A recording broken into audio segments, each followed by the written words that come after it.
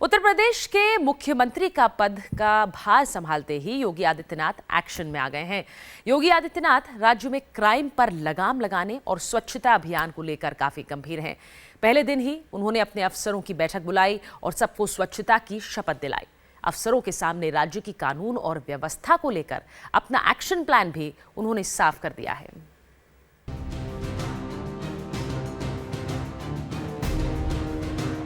योगी ने दिलाई अफसरों को शपथ। मैं आज जो शपथ ले रहा हूं, वह अन्य 100 व्यक्तियों से भी करवाऊंगा।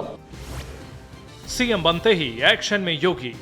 मुझे मालूम है कि स्वच्छता की तरफ बढ़ाया गया मेरा एक कदम पूरे भारत देश को स्वच्छ बनाने में मदद करेगा।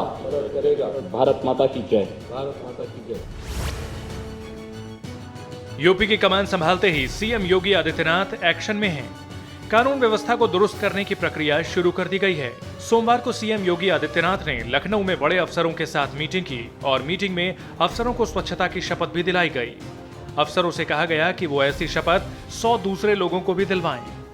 मैं आज जो शपथ ले रहा हूं, वह अन्य 100 व्यक्तियों से भी करवाऊंगा। वे भी मेरी तरह स्वच्छता के लिए 100 घंटे दें, इसके लिए प्रयास करूंगा। मुझे मालूम है कि स्वच्छता की तरफ बढ़ाया गया मेरा एक कदम पूरे भारत देश को स्वच्छ बनाने में मदद करेगा। भारत माता की जय। सिर्फ इतना ही नहीं, सीएम ने अफसरों के सामने अपना एक्शन प्लान भी साफ किया। अफसरों से कहा गया है कि सरकार का निवेश बढ़ाने पर जोर रहेगा। इंडस्ट्रियल डेवलपमेंट पॉलिसी बेहतर की जाएगी। तहसील और थानों में राजनीतिक दबाव ना हो। नौकरी देने में किसी तरह का भेदभाव ना किया जाए। सभी अफसर हफ्ते में 2 घंटे श्रमदान करें और 15 दिन के भीतर अपनी अपनी प्रॉपर्टी की जानकारी देनी होगी। जो भारतीय जनता पार्टी का लोक कल्याण संकल्प पत्र था, उसके हिसाब से हमारी सरकार क्या चाहती है, ये अधिकारियों को निर्देश दिए गए, उनको जानकारी दी गई है और उसके अनुसार उत्तर प्रदेश में काम हो, इसका हम लोगों ने प्रयास किया। इस वक्त योगी आदित्यनाथ का पूरा फोकस यूपी की कानून और व्यवस्था पर है। मुख्यमंत्री की तरफ से डीजीपी जावेद अहमद को निर्देश दिए गए और कहा गया कि डीजीपी सभी डिस्ट्रिक्ट मजिस्ट्रेट और एसपी से वीडियो कॉन्फ्रेंसिंग के जरिए बात करें। जो पब्लिक स्पेस है, जहां पर सब प्रकार का अवैध काम होता है, रोमियो घूमते रहते हैं महिलाओं से और लड़कियों से छेड़छाड़, उनको वो स्पेस को खाली करना है। पुलिस को गश्त बढ़ाना होगा, कार्रवाई करना होगा। तो सभी जिलाधिकारी और एसएसपीज और जो वरिष्ठ अधिकारी हैं, उनसे कहा गया है कि इसमें किसी प्रकार की शिथिलता नहीं बर्दाश्त की जाएगी। लेकिन कानून और व्यवस्था को लेकर बहुजन समाज पार्टी अध्यक्ष मायावती अभी से ही योगी सरकार पर सवाल खड़े करने लगी हैं। पूरे उत्तर प्रदेश को ध्रुवीकरण में इसको बांटने की कोशिश करेंगे। ना ये लॉ एंड ऑर्डर को देख पाएंगे और ना ये डेवलपमेंट को देख पाएंगे। आप चिंता नहीं कीजिए, 5 साल एक्शन करना है, एक ही दिन थोड़ी करना है।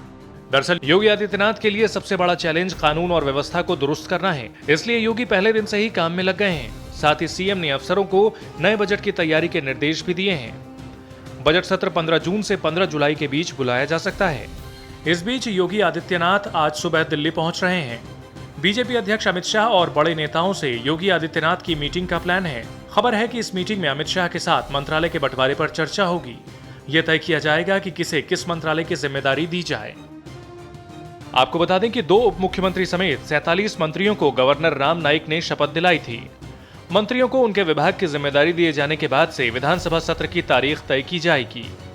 सोमवार रात को गवर्नर राम नाईक ने राजभवन में नए मंत्रियों को भी बुलाया। इंडिया टीवी के लिए लखनऊ से रुचि कुमार की रिपोर्ट। यूपी के सीएम योगी आदित्यनाथ ने अपने चुनावी वादे पूरे करने की दिशा में काम करना शुरू कर दिया है। मुख्यमंत्री की शपथ लेने के कुछ घंटों बाद ही इलाहाबाद में चल रहे 2 अवैध बूचड़खानों को सील कर दिया गया। डासना में चल रहा बूचड़खाना भी बंद किया गया। आपको बता दें कि बीजेपी ने अपने घोषणा पत्र में स्लॉटर हाउसेस बंद करने की बात कही थी।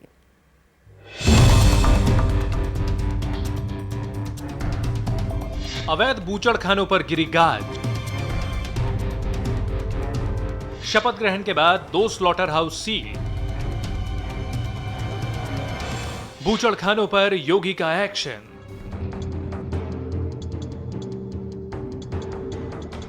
योगी सरकार के शपथ लेने के साथ ही अवैध बूचड़खानों पर शिकंजा कसना शुरू हो गया है।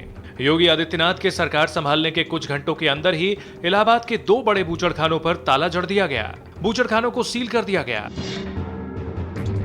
अटाला और नैनी के चकतोंदी मोहल्ले में चल रहे बूचड़खानों पर तय मानकों का पालन नहीं करने का आरोप था। मई 2016 में नेशनल ग्रीन ट्रिब्यूनल ने इन बूचड़खानों को प्रदूषण के लिहाज से बंद करने का आदेश दिया था। इसके अलावा इलाहाबाद नगर निगम ने आधा दर्जन छोटे बूचड़खानों को भी सील कर दिया है। दरअसल इन स्लॉटर हाउस को स्थानीय नेताओं के दबाव पर बंद नहीं किया जा सका था। अटाला स्लॉटर हाउस पे कभी कभी कुछ शरारती तत्व उसको अंदर घुस के दबंगई करने की या शरारत करने की कोशिश करते रहे हैं। उसके लिए हम हमेशा कार्रवाई भी करते रहे हैं। ऐसे ही कुछ कल भी हुआ था।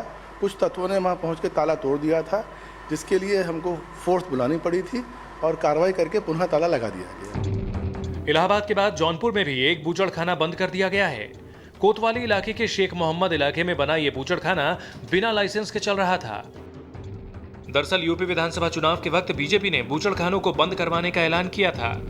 बीजेपी अध्यक्ष अमित शाह और योगी आदित्यनाथ ने चुनाव प्रचार के दौरान सत्ता में आने के बाद इन्हें बंद करने की बात की थी। जितने अवैध स्लॉटर हाउसेज हैं उसको कठोरता के साथ बंद किया जाएगा। इसमें हम लोगों ने इसका निर्णय लिया हुआ है और संकल्प पत्र का ये भाग भी है। संबंधित विभाग के प्रमुख सचिव को बुला करके ये निर्देश दिए गए कि जितने भी अवैध कत्ल खाने हैं वो तुरंत प्रभाव से कल रात के 12 बजे से बंद हो जाना चाहिए। लेकिन स्लॉटर हाउसेस पर गिरती गाज ने मीट एक्सपोर्टर्स की चिंता बढ़ा दी है। कारोबारी सरकार से कोई भी फैसला लेने से पहले रोजगार के इंतजाम की बात कह रहे हैं। सरकार को बंद कराना है तो खुशी बंद कराते, लेकिन बंद कराने से पहले हम लोग को दूसरा रोजगार चाहिए, इसलिए कि यही से हमारे बाल बच्चों का पालन पोषण होता है। इसके साथ ही अवैध चल रहे इन बूचड़खानों पर राजनीति होनी भी शुरू हो गई है। स्लॉटर हाउस उत्तर प्रदेश में 92 बंद कराएंगे, पहले गुजरात में जहाँ इनकी सरकार वहाँ तो बंद करा दें।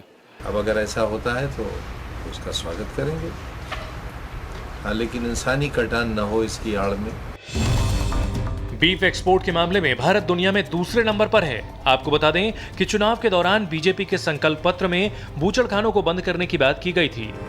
अब उम्मीद जताई जा रही है कि मुख्यमंत्री योगी आदित्यनाथ कैबिनेट की पहली बैठक में ही बूचड़खानों को उत्तर प्रदेश में बंद करने का फैसला लेंगे। इसके लिए अध्यादेश भी लाया जा सकता है।